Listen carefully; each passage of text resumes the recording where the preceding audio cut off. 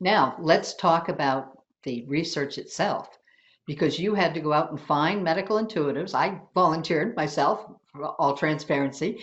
Tell us about the gist of the study, the guts of the study. I was looking for professional medical intuitives. I set a bar of 5 years, a minimum of 5 years of experience of being compensated for giving medical intuition readings, and a minimum of 300 remote readings. Mm-hmm. Let me just pause on that, because the beauty of medical intuition is that it can be done from anywhere in the world, Anywhere.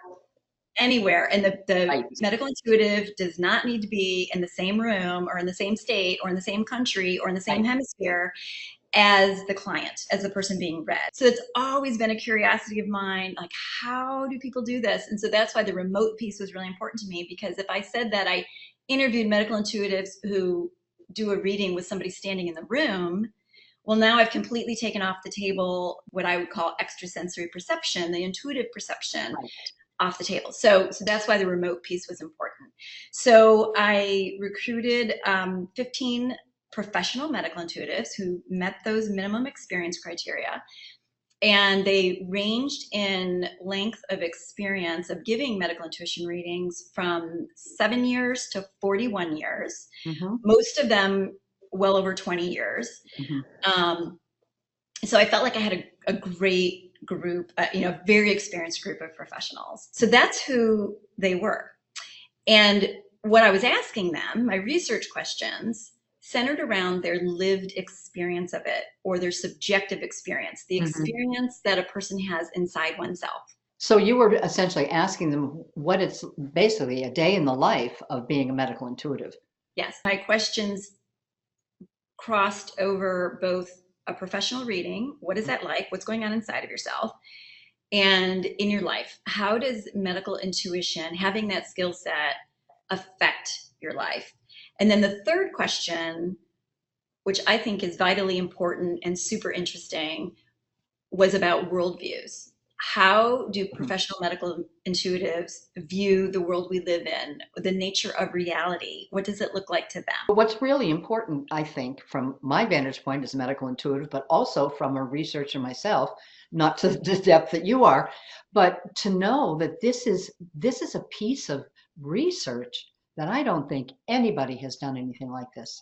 I mean, there's other pieces of research, and I know because it's annotated in your research, but there's nothing like this, Tracy. This is really a unique study. Let's talk about some of the patterns that emerge. Let's talk about chapter 4. Let's talk about some of the juicy stuff in chapter 4. Good juicy stuff. Yes. So I grouped, like I said, there were 9 themes, and they naturally grouped into 3 categories. Can I say some highlights from each of those groups? I hope you will. Okay, great.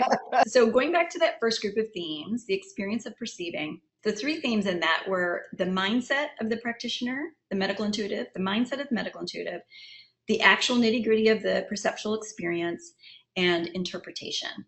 And so the mindset, it was very clear that when a medical intuitive sits down to do a reading, there is no agenda. I heard the words, I'm very relaxed, I'm open, I'm a channel, a vessel Mhm. for information. So then there was the perceptual experience itself, which hit what I call, many of us in this circle would call, the clair senses. Clairaudience, hearing, clairvoyance, seeing mental images, clairsentience, feeling things in the body, claircognizance, just knowing information, knowing something. And a couple of participants also talked about tasting and smelling. Yes. I found that fascinating too. One participant talked about smelling alcohol in a person's liver and bloodstream, or tasting medication. Hmm. But primarily the other clairsenses seem to predominate as common. Right. And the clairvoyance, a very common phrase that was used was X-ray vision. Hmm. I'd say about half of the participants out of the 15, about half said, I feel like I have X-ray vision because I can see, they feel like they're inside the body and they're seeing the heart pumping, Mm-hmm. or cells. So there was the imagery. The other common descriptor of the imagery was they in their mind they're seeing videos or movies, Mm-hmm. and that could be about the physical body, or those could be about an event that occurred in the person's life. Right. And then there was the hearing.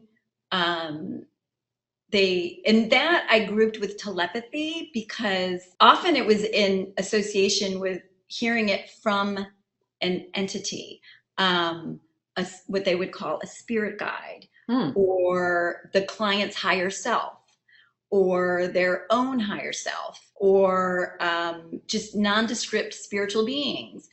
So hearing and telepathy seem to go together.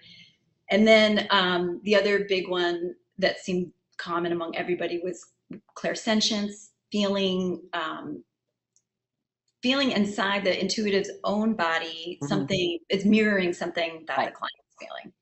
So, I'm not doing it justice. This is why I would really encourage people to read the details, how intuitives describe Absolutely. Go to chapter it. 4. It was fascinating. And then the third piece of that first group of themes, interpretation. I said, I want to understand how medical intuitives interpret the information they're getting. And they said, I'm not trying to interpret or put meaning on the data I'm getting. I'm sharing, I'm describing the data I'm Right. getting. So they want to keep it clear of interpretation. Right. And then the other comment was about how to name things that they've never seen before. And maybe this is where I'll dive into the fact that some intuitives described seeing on a subatomic level Mm-hmm. um, particles in a client's field, particles that couldn't be in from their estimation could not be detected with an MRI. So how do they just, what if it's the first time they're seeing that and they've never seen that? How do they describe it? So that's what they Mm-hmm. meant. Like, well, how do I interpret what I'm seeing if I have no frame of reference for it? Right. So that's addressed in the study as well. The middle group of themes was about living with extrasensory perception. And this was really fascinating.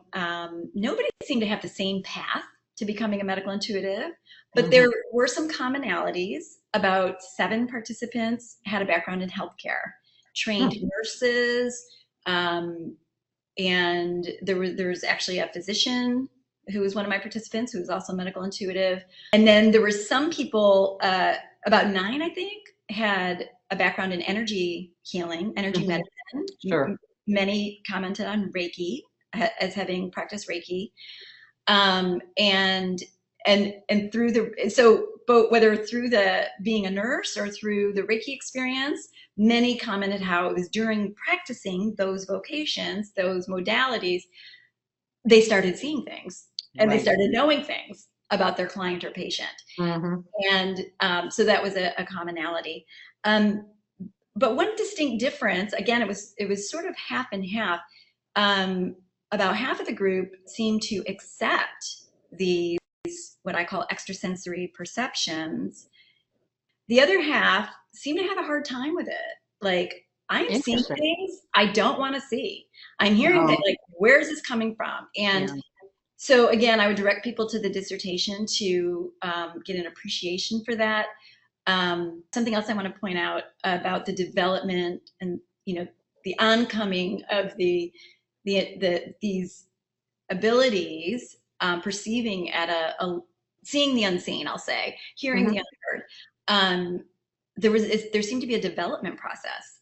Yeah. So over time, I'd say every participant commented that over time they became more facile with these Mm-hmm. perceptual abilities. They Right. could, both in depth and breadth, they could see more things they hadn't seen before, and they could dial in deeper than they'd ever Mm-hmm. seen before. So that came, they said, with time and practice with It's clients. kind of like learning to play the piano. If you Yes, don't practice, you don't get better. If you don't do readings, you don't get better. I totally agree with that. exactly, Yeah. exactly. Let me just cherry pick something else that stood out in this section about living with extrasensory perception. Um, some of the participants indicated they couldn't turn it off. Some Mm. could, some not so much. Right. So, and then there was sort of something in between. So again, another area for research. I found that Yes. super fascinating. So that was an interesting finding. And then intuitive guidance. The participants, professional medical intuitives, seem to at least this was a theme among these participants, they receive guidance all the time in their life from their intuition for their personal use. So it's Mhm. not just a professional skill, Right. but if we take off the medical and just focus on the intuition, it seemed prominent in the way these medical intuitives live their lives. Either without asking, they got guidance, or I would ask for guidance. So it seemed a Right. common part of their life to receive guidance from, again, what I might call higher intelligence, divine intelligence, Sure. some broader base of intelligence than the logical mind. And then the third group of themes about worldviews, um, two themes there. One, across the board, every participant talked about an interconnected universe, that everything, everyone, every plant, every animal, everything in existence is interconnected. Yes. Um, and this was seen as an explanation by some to explain, well, how is it I can see what's going on with a person, who lives in another country without knowing anything about them? Maybe it's because there is some literal connection among everything and everyone. And I also go into this in my dissertation and the literature review, paradigmatic considerations. I talk about philosophies, spiritual traditions, quantum physics, the idea of Mhm. entanglement. Right. These are ways that help explain how a medical intuitive can do what they do. Going back to the worldviews, within this world of interconnectedness that they perceive, they commonly perceive a human as having a soul who's had multiple incarnations and who will continue to. So it seemed to be that the human experience, that, the personality of Tracy, the personality of Elizabeth, that's one of probably many Right. that have come before and some that will come after. So anyway, again, I found this whole section pretty juicy. That's end of chapter 4. And then the other important worldview was their holistic view of health. And this surprises some people. I have found that medical intuitives are all for Western medicine. So we might talk about them being on the fringe of the fringe.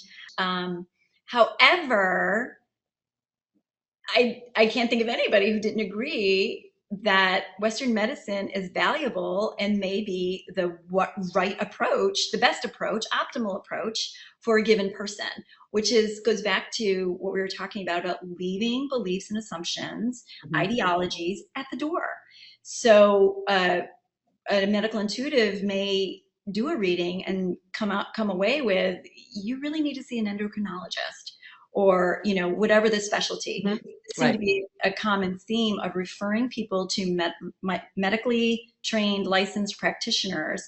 So when I talk about holistic view, that's part of their holistic view, is that they don't cut out anything. Like, everything's relevant, everything's valid, everything's helpful. And then the other piece of holistic view of health includes whole person, not just what we can see and touch, Right. not just the physiology of the body, but emotionally, what's going on with this person, mentally, spiritually. So the medical intuitives talked about perceiving information in what we might call energy fields. Right. When it comes to the body, we might call them chakras, but that's part of the holistic view, is we have to look at the whole person. I think that's one of the arenas that medical intuitives are particularly good at, is the Yeah. emotional spiritual component. Because when you find that there's a connection between life experiences and what people are experiencing in their body as symptoms or illnesses, Mhm. there's a connection. We see it Mhm. all the time as intuitives. We really do. And I think an important takeaway from people listening to us talk about this and having this conversation is there's room in this world for traditional medicine and complementary alternative medicine and medical intuitives. And we have a role to play.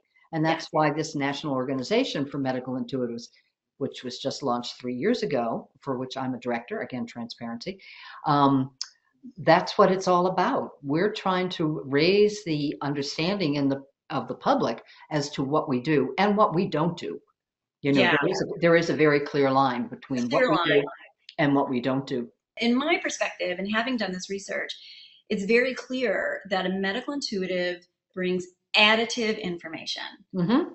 It's who wouldn't want more information? Whether you're a conventional doctor, an integrated practitioner, you know, more perspective. Medical intuition brings more information. Right, So, right. yeah. Tracy, this has been fabulous. So thank you for sharing all of this. Thank you for letting me. Because I think it's important. I mean, what you've done, like I said before, is huge. There's nothing else like this. There's nothing like chapter 4, nothing like your chapter 4, that's for Yeah. sure.